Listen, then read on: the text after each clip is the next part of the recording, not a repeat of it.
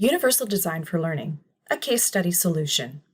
Universal Design for Learning case study, as presented by Chris Cook, looks at the mandatory Grade 9 curriculum of social studies. The online class is offered to 50 Grade 9 students with varying degrees of learning abilities and students from various cultures with English as their second language. How can we help this new teacher utilize and apply the UDL guidelines to fill the gaps left by the text-heavy course on the existing LMS? Let's dive in and find solutions within the UDL guidelines to enable all her students to complete the online course curriculum.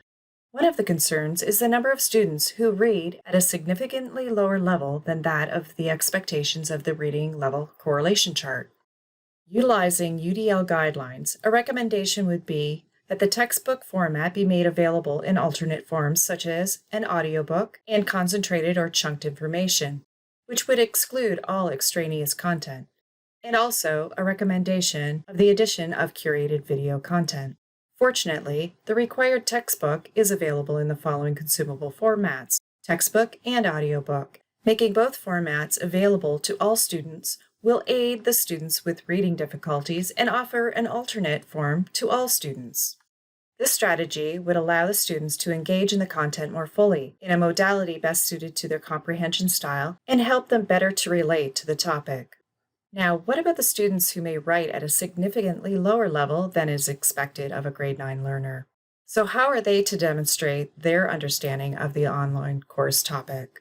Well, by utilizing the UDL guideline, provide multiple means of action and expression, we can enable students to demonstrate their understanding of topics, such as alternate forms of expression for assessments. Other than the current essay format, this would allow students the option to demonstrate and submit what they have learned in the form of a video, podcast, PowerPoint presentation, and/or utilizing discussion boards. This strategy would allow the students to engage in the content more thoroughly, encouraging them to discuss their newly learned knowledge. In turn, aiding the teacher in knowing the status of all her students and their possible learning and comprehension needs. Also offering self-assessments in the form of gamification, drag and drop activities, and even building a timeline to express their knowledge. These activities can be added or embedded into the interactivities offered by the LMS. So what can the new teacher do with the LMS content to motivate students to engage in the content? She can utilize the suggested prompts included in the textbook to help her edit the existing LMS content. By utilizing these textbook prompts of zoom in, build your skills, and looking back that are highlighted in the textbook, the teacher can create a more engaging and relevant learning experience for all students, specifically those with challenges, including offering typography or satellite images, the QR codes to prompt students to explore, offering alternate forms of information such as pertinent videos and charts that would allow for maximum synthesis of the information by those students with an individual education plan, and accommodate those students where English is a second language. These considerations satisfy the application of the UDL guideline multiple means of representation, and it does not have to stop at the offerings of the textbook. Curated content can be added. This can be done in the form of relevant wikis and social platform groups for those students to share the information they have found with other students, thus allowing for an alternate form of interesting, relevant, and valuable discussions in an interactive group setting centered around the topic. So how can the teacher use the many LMS tools at her disposal to add new content and features that will bring the module in line with the UDL principles?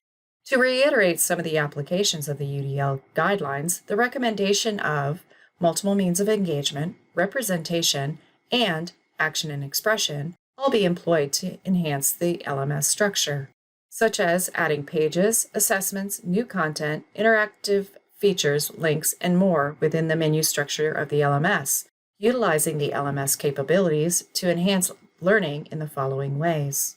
The use of self-reflection activities to ask the students to apply their knowledge and draw upon their own personal experiences, allowing for alternate forms of assessment, such as video in the form of an interview, newscast, explainer videos, podcasts, and/or infographic timeline of events. In summary, by applying the UDL principles, the teacher will be able to provide all students with the ability to complete the course materials effectively by creating an online learning environment that provides multiple means of engagement by enhancing the current content materials on the LMS with more interesting, stimulating, and reflective content. Multiple means of representation by offering alternate modes of delivering the information for students to choose how they are comfortable learning.